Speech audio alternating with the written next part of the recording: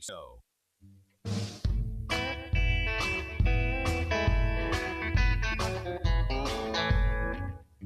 All right, welcome back. You're listening to the Kate Daly Show.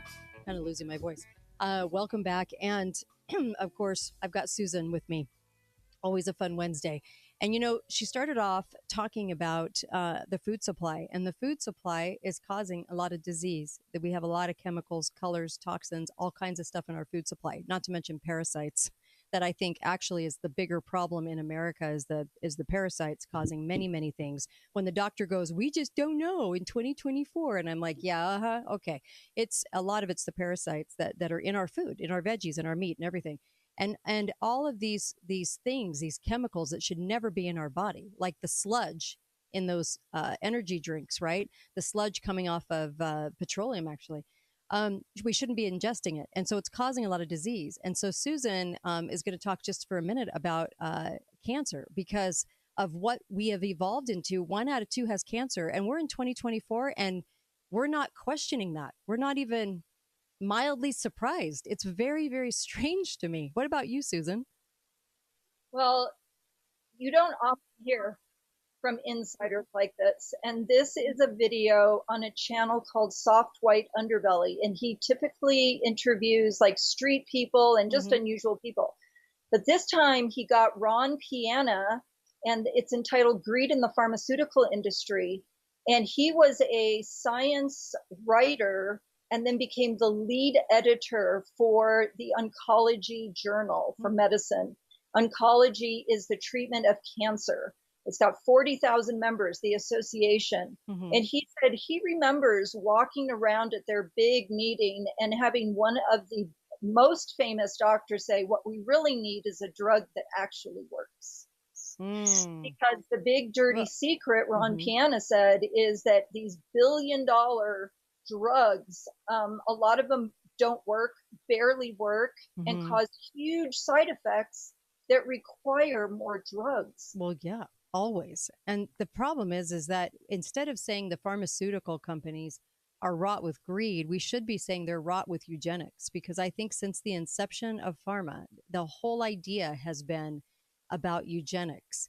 And I think at the end of the day, no matter what, we survived for centuries and centuries and centuries without pharma saving the day, quote unquote. And what's so interesting about it is we don't have that knowledge of natural health, because for everything that pharma wants to pony up with all of its side effects, and the fact that cancer doctors, I watched a cancer doctor that said 97% cancer death.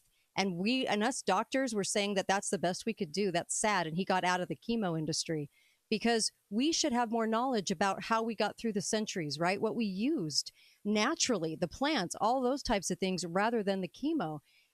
But that's what they sell us. They sell us chemo for disease, which kills off our immune system. And then they go, gee, that's the best we can do.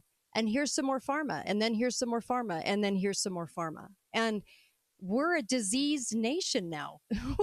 So the last thing we need would be pharma on top of all the junk we eat.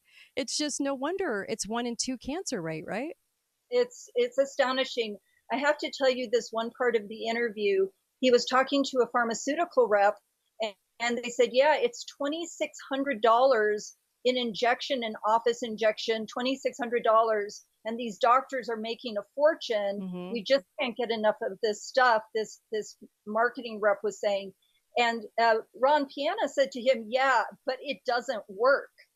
And he said, I'll never forget, the guy cussed for effect and said, if you're putting your kids through Stanford and looking at a waterfront property in Malibu, it works. Yeah. It works. The drug works.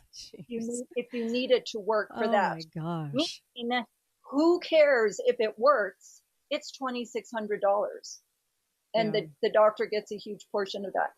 So he came out as a whistleblower, and it's such important information if you have a friend or family member who has cancer. Yeah. And they just want to pump them full of things. So your research, listen to the whistleblowers. I think it's worth.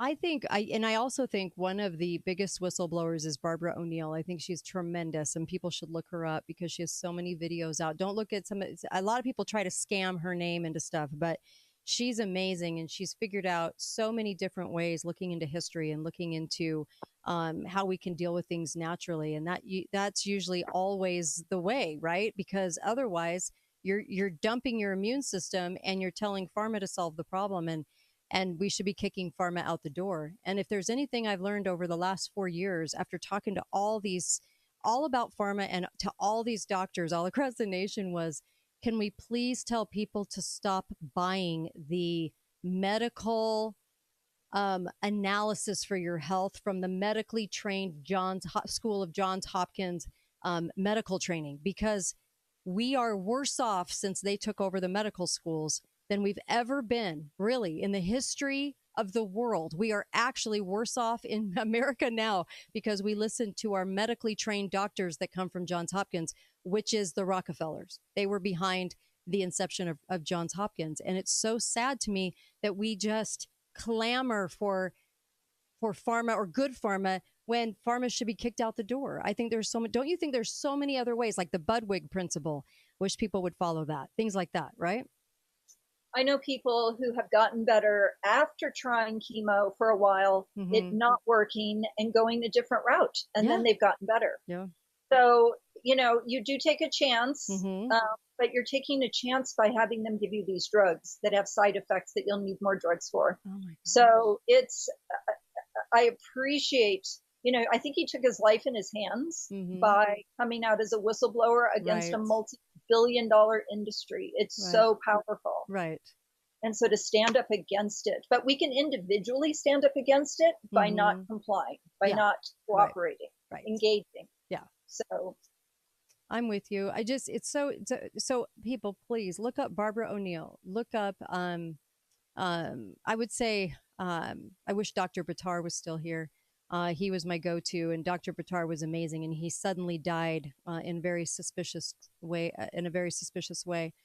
He was speaking out. He was on CNN, speaking out, trying to bring some truth to all of this. But the Budwig principle is amazing, and it works for a lot of different kinds of cancers. And I just think there are so many other things to try before we would ever even consider pharma. And I think when it comes to disease, and if it's a broken bone, I'd say go to the hospital to get your broken bone fixed. If it's disease, I would go a completely different way. I would not even walk into a medically trained Johns Hopkins doctor, which I'm saying Johns Hopkins because they were the ones that started the medical schools where they kicked out all the country doctors and they kicked out all of the training that the doctors had and then made them go to a certain type of training that bolstered pharma. So in the 30s. So it's so hijacked at this point. It made it an industry. An industry. The problem is that the FDA people, the people who sit on the boards, that give a thumbs up or a thumbs down, they're all getting money from pharma, even if it doesn't work. Right. Oh, so frustrating. So frustrating. I know, right? Thanks a lot, Susan Reed. Really appreciate it. And of course, I'm coming right back up with Melissa after the break. So stay with us. And she's got a lot on the docket today, too. Tomorrow is Chris Ann Hall. And of course, be right back on the Kate Daly Show.